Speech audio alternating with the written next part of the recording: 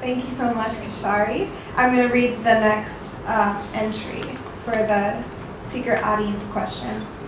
I wrote a paper in college arguing why people should improve their lives and health status via a pull-up-your-own-bootstrap method. But as I tried arguing for this, I kept running into roadblocks and discrepancies with what I was trying to argue and what I really believed. My professor and a friend helped me understand that pulling up your own bootstraps doesn't work when you don't even have boots. This was one of my first realizations about privilege. So thank you for who wrote that, made yourself vulnerable and talks about that. Next speaker, we all know him. He's a first-year medical student. He's our incoming president of the student body in more official terms. And he will be reading an original poem called Georgia, the Beauty of a Concrete Rose. Please welcome Andrew Williams.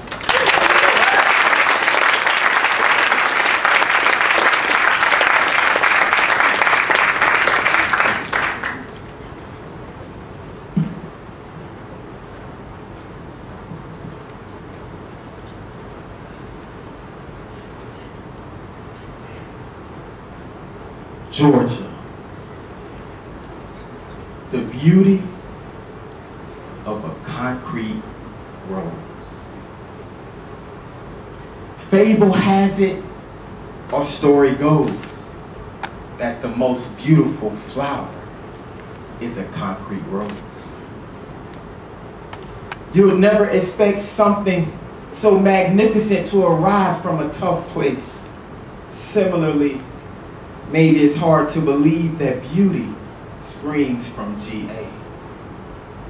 Whether it's the frustrating rush of Atlanta, yet you see people strolling casually, or despite a divided past, persisting Southern hospitality. It's the cream of the crop, only a few other places can compete. And it's all because of that beautiful rose rising from the concrete. Georgia, the beauty of a concrete rose.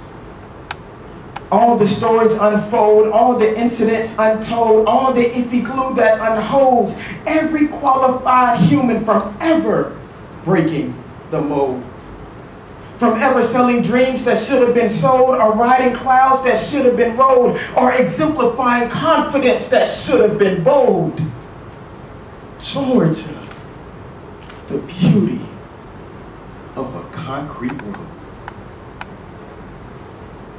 This concrete rose exists in all of us. Just think about the failures that screamed, "You were never enough." Yet the resilience that screams back, "I'm built for it tough." That's the concrete rose that exists in all of us.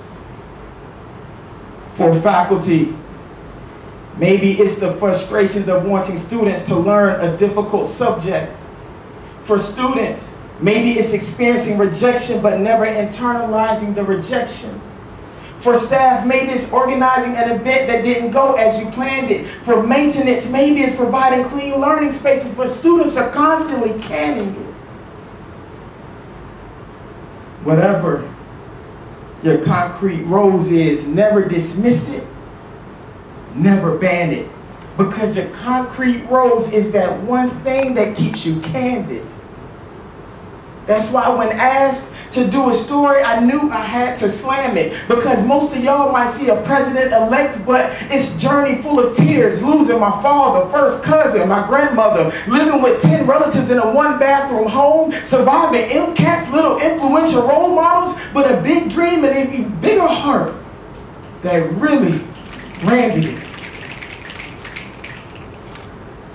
So for all the stories untold, all the incidents unfold, all the iffy glue that unholds every qualified human from ever breaking the mold. Just remember that behind every white coat is the beauty of a concrete rose. I want to leave you all with this. Never judge, never give up, or never criticize people prematurely. Because it's out of some of the most ugliest places. It's out of some of the most rough places. It's out of some of the most criticized places that something beautiful arises. Georgia, the beauty of a concrete rose.